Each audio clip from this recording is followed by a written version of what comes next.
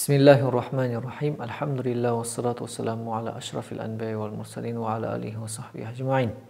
Assalamu alaikum wa rahmatullahi ta'ala wa barakatuh. Hurmetli cemaat. Sizlerмен бүгін зекет мәселесі жайында бір мәселені, зекетке қатысты бір мәселені айтқым келіп отыр. Ол жиналған ақшадан зекет беру. Ол қалай? Қазіргі қоғамда көпшілік адамдар үй алу үшін, немесе машина алу үшін ақша жинайды. Біраз мөлшерде жинап қояды. Мысалға, зекетте белгілі мөлшер бар. Нисап мөлшері деп айтады. 85 грамм алтыннан көп деп ақша жиналып кетуі мүмкін. Ол шамамен 1,5 миллион теңгенің, енді ровно 1,5 миллион емес, соның арысы берісінде ауысып тұрады. Бағалардың, алтынның бағасын қымбаттап, не арзандауына байланысты.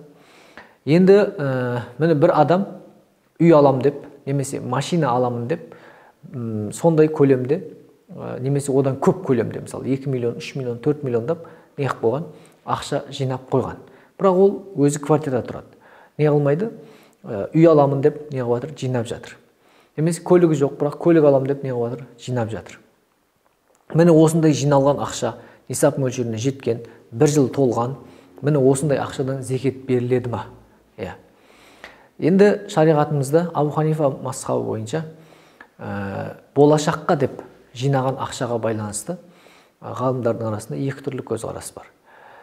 Ибн Малик деген ғалым айтады, болашаққа деп, болашақтағы бір қажеттілікке деп жиналған ақша, ол оның негізгі қажеттіліктеріне болып есептелінеді дағы, одан зекет берілмейді дейді. Яғни жаңағы үй сияқтыға жинап атқан ақшасынан зекет берілмейді деген нәрсені айтады.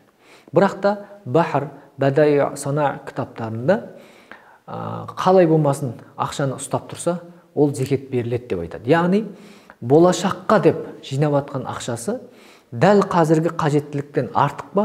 Демек ол қажеттіліктен артық деп есептейді дағыны, не дейді?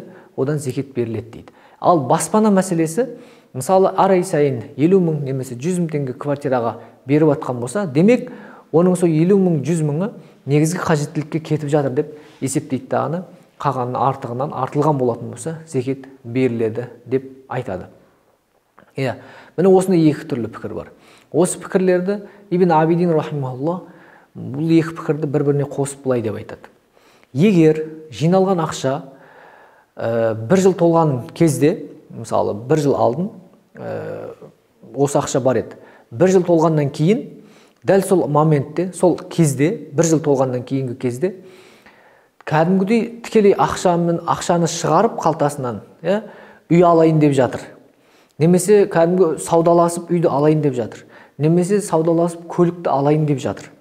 Міне осындай жағдай моментте тұрған болатын болса, 1 жыл толған болса да, ол не қылмайды дейді, зекетін бермейді дейді. Өйткені ол шынайы түрде қажеттілікке дәл 1 жыл толған моментте жұмсайын деп атқанды үшін дейді.